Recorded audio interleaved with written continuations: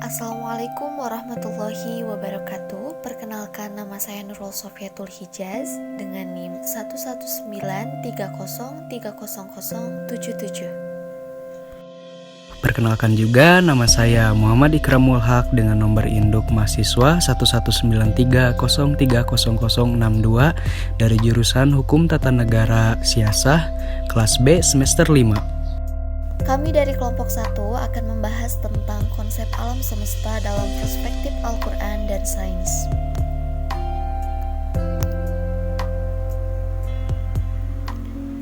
Penciptaan alam semesta merupakan salah satu tanda-tanda kekuasaan Allah Subhanahu wa Ta'ala. Tidak sedikit ayat Al-Quran yang mengajak kita untuk merenungkan ciptaannya, tak terkecuali tentang alam semesta. Alam semesta adalah ruang di mana di dalamnya terdapat kehidupan biotik maupun abiotik, serta segala macam peristiwa alam yang dapat diungkapkan maupun yang belum dapat diungkapkan oleh manusia. Sangat banyak misteri alam semesta yang belum diketahui oleh manusia. Salah satu misterinya adalah tentang sistem alam semesta yang terdiri dari proses penciptaan alam, perputaran benda-benda yang ada di alam semesta dan lintasannya. Allah Subhanahu wa Ta'ala berfirman dalam Quran surat Yunus ayat 5, هو الذي جعل الشمس ضياء والقمر نورا وقدره منازل لتعلموا عدد السنين والحساب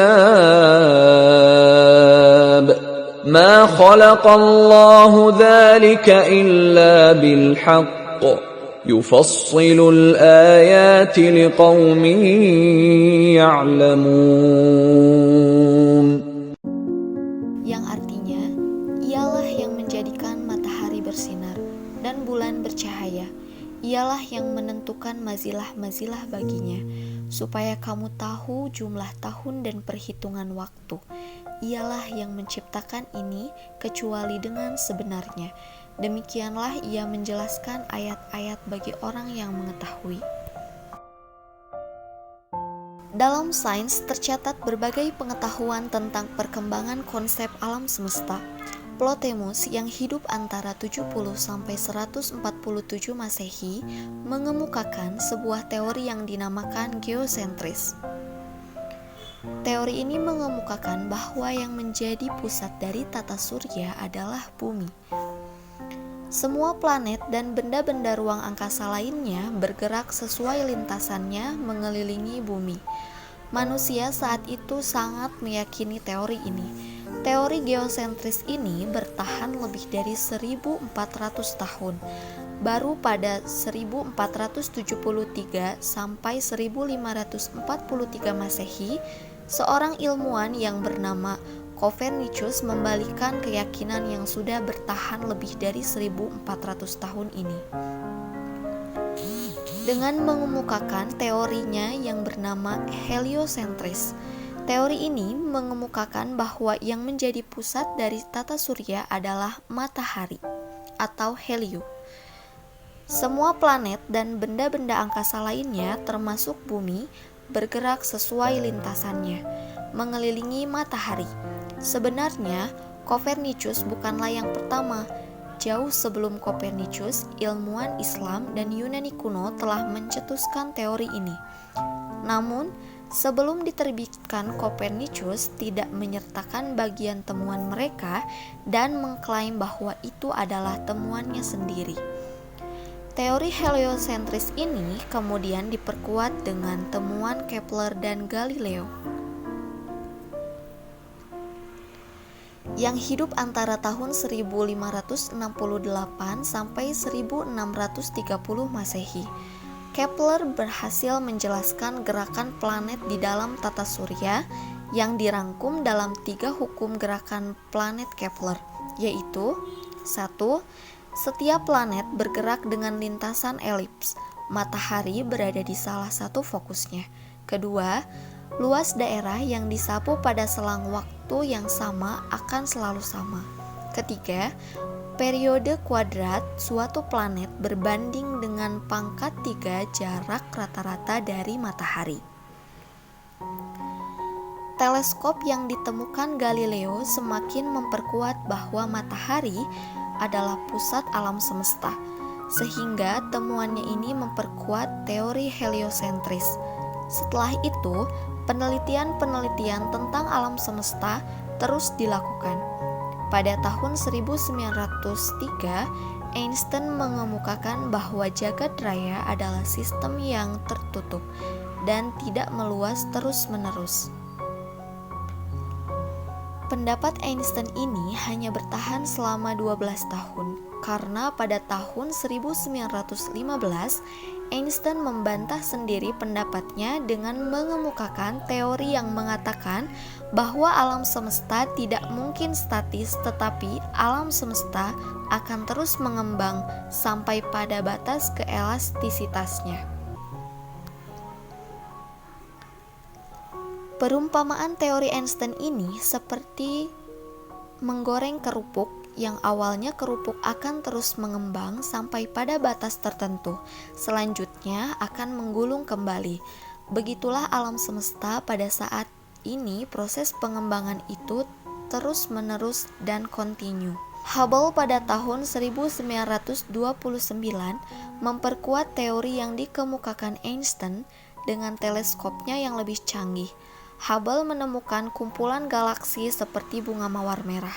Temuan Hubble ini dan aplikasikan dengan konsep gelombang elektromagnetik dan efek Doppler dapat dianalisa sebagai berikut. 1.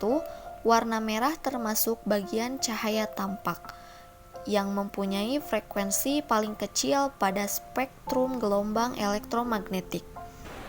Kedua, benda bergerak menjauhi frekuensinya semakin kecil dan sebaliknya, benda bergerak mendekati frekuensinya semakin besar. Galaksi adalah kumpulan benda-benda ruang angkasa yang jumlahnya miliaran. Apalagi yang ditemukan adalah kumpulan galaksi. Bisa dibayangkan banyaknya benda-benda ruang angkasa di sana. Kumpulan galaksi yang ditemukan Hubble berbentuk bunga mawar dan memancarkan warna merah. Artinya, benda-benda angkasa di galaksi-galaksi tersebut memancarkan frekuensi yang semakin kecil. Bila kita komparasikan dengan teori gelombang elektromagnetik dan efek Doppler, dapat disimpulkan bahwa semua benda-benda di galaksi-galaksi itu bergerak saling menjauhi. Ini membuktikan bahwa memang alam semesta ini semakin mengembang. Jadi, apa yang ditemukan Hubble sangat memperkuat teori yang dikemukakan Einstein. Perlu dicatat bahwa teori ini baru ditemukan pada tahun 1929, padahal jauh sebelum itu, lebih dari 1400 tahun yang lalu, antara 70 sampai dengan 1473 Masehi, Nabi Muhammad SAW melalui Al-Quran telah mengabarkan hal ini dalam Quran Surat Ar-Rahman ayat 37 sampai dengan 38. فَإِذَا انشَقَّتِ السَّمَاءُ فَكَانَتْ وَرْدَةً كَالدِّهَانِ فَبِأَيِّ آلَاءِ رَبِّكُمَا تُكَذِّبَانِ. Yang artinya sebagai berikut. Maka apabila langit telah terbelah dan menjadi merah mawar seperti kilauan minyak, maka nikmat Tuhanmu yang manakah yang kamu dustakan? Sementara itu, firman Allah Subhanahu wa taala di Quran surat Al-Anbiya ayat 30. أَوَلَمْ يَرَ الَّذِينَ كَفَرُوا أَنَّ السَّمَاوَاتِ وَالْأَرْضَ كَانَتَا رَتْقًا فَفَتَقْنَاهُمَا وَجَعَلْنَا مِنَ الْمَاءِ كُلَّ شَيْءٍ حَيٍّ أَفَلَا يُؤْمِنُونَ. Yang artinya, Dan apakah orang-orang kafir tidak mengetahui bahwa langit dan bumi itu keduanya dahulu adalah sesuatu yang padu. Kemudian kami pisahkan antara keduanya dan kami kembangkan, dan dari air kami jadikan segala sesuatu yang hidup. Maka mengapa mereka tiada juga beriman? Ayat ini senada dengan teori yang dikemukakan oleh Albert Einstein pada tahun 1915. Kemudian Al-Quran di Quran Surat Al-Anbiya ayat 104, يوم نطوي السماء كطي السجل للكتب كما بدأنا أول خلق نعيده وعدا علينا إنا كنا فاعلين. yang artinya yaitu pada hari kami gulung langit sebagai menggulung lembaran-lembaran kertas, sebagaimana kami telah memulai penciptaan pertama, begitulah kami mengulanginya. Itulah suatu janji yang pasti kami tepati, sesungguhnya kamilah yang akan melaksanakannya. Hal ini membuktikan apa yang disampaikan Nabi Muhammad SAW pada 1400 tahun yang lalu. Nyata kebenarannya, Al-Quran memiliki kata-kata yang sangat bagus, yang tidak mungkin ditiru atau dibuat oleh manusia. Seperti firman Allah Subhanahu wa Ta'ala, Quran Surat Asy-Syams, yang artinya matahari, pada ayat 1 sampai dengan 7. Wasyamsi wa duhaha wal-qamari idza talaha wan-nahari idza jallaha wal-laili idza yaghshaha was-samaa'i wa ma banaha wal-ardi wa ma tahaha wa nafsin wa ma sawaha, yang artinya demi matahari dan cahayanya di pagi hari, demi bulan bila ia mengiringi, demi siang bila ia menampakkannya, demi malam bila ia menutupinya, demi langit serta pembinaannya, demi bumi serta penghamparannya, demi sukma dan penyempurnanya. Maka Allah mengilhami kepada jiwa itu jalan kefasikan dan ketakwaan. Sesungguhnya beruntunglah orang yang mensucikan jiwa itu, dan merugilah orang yang mengotorinya. Al-Quran adalah kitab suci umat Islam karena sesuai dengan fitrah manusia dan juga konsisten dan tidak berubah-ubah, dan yang terakhir jauh dari campur tangan manusia, sehingga Al-Quran terpelihara kemurniannya dan kesuciannya. Allah Subhanahu wa Ta'ala yang langsung memelihara Al-Quran, karena saat ini ribuan orang sudah hafal Al-Quran sesuai dengan janji Allah Subhanahu wa Ta'ala bahwa Al-Quran tidak akan bisa hilang dari muka bumi ini. Al-Quran selalu lebih terdepan daripada sains, tapi Al-Quran bukan buku pelajaran sains. Tapi Al-Quran merupakan penuntun bagi umat manusia dalam mengarungi ketiga dimensi kehidupan, yaitu dimensi alam fana, barzakh, dan akhirat. Al-Quran yang diturunkan kepada Nabi Muhammad SAW merupakan mukjizat paling besar pengaruhnya, isinya selalu relevan dengan kehidupan, serta ilmu-ilmu yang terkandung di dalamnya merupakan anugerah bagi manusia. Salah satu kemukjizatan atau keistimewaan Al-Quran yang paling utama adalah hubungannya dengan sains dan ilmu pengetahuan. Begitu pentingnya sains dan ilmu pengetahuan dalam Al-Quran, sehingga Allah menurunkan ayat pertama kali, yaitu Quran Surat Al-Alaq ayat 1 sampai dengan 5. Ada banyak ciri kemukjizatan Al-Quran, salah satunya adalah dipeliharanya isi Al-Quran sehingga keotentikannya dijamin oleh Allah Subhanahu wa Ta'ala dalam surat Al-Hijr ayat 9. Demikianlah Allah menjamin keotentikan Al-Quran, jaminan yang diberikan atas dasar kemahakuasaan dan kemaha-tahuannya, serta berkat upaya-upaya yang dilakukan oleh makhluk-makhluknya, terutama oleh manusia. Dengan jaminan ayat di atas, setiap muslim percaya bahwa apa yang dibaca dan didengarnya sebagai Al-Quran tidak berbeda sedikit pun dengan apa yang pernah dibaca oleh Rasulullah SAW dan yang didengar serta dibaca oleh para sahabat Nabi SAW. Al-Quran secara ilmu kebahasaan berakar dari kata qara yaqra'u Qur'anan, yang berarti bacaan atau yang dibaca. Secara general, Al-Quran berarti sebagai sebuah kitab yang berisi himpunan kalam Allah, suatu mukjizat yang diturunkan kepada Nabi Muhammad SAW melalui perantaraan malaikat Jibril, ditulis dalam mushaf yang karunianya senantiasa terpelihara dan membacanya merupakan amal ibadah. Al-Quran memberikan dalil yang berisi hikmah dan kekuasaannya bahwa Allah Maha Bijaksana dalam menciptakannya. Segala sesuatu yang diciptakan oleh Allah tidak akan sia-sia.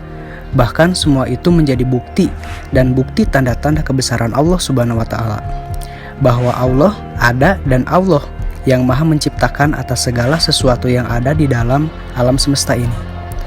Jika kita menelaah ayat-ayat di dalam Al-Quran, maka bukti-bukti ciptaan dan hikmahnya jelas nyata. Al-Quran adalah buku induk ilmu pengetahuan di mana tidak ada satu perkara apapun yang terlewatkan. Semuanya telah cover di dalamnya, yang mengatur berbagai aspek kehidupan manusia, baik yang berhubungan dengan Allah atau hablum minallah, atau juga sesama manusia hablum minanas, bisa jadi alam, lingkungan, ilmu akidah, ilmu sosial, dan ilmu alam, ilmu empiris, ilmu agama, ilmu umum, dan sebagainya. Itu tertera dalam Quran Surat Al-An'am ayat 38.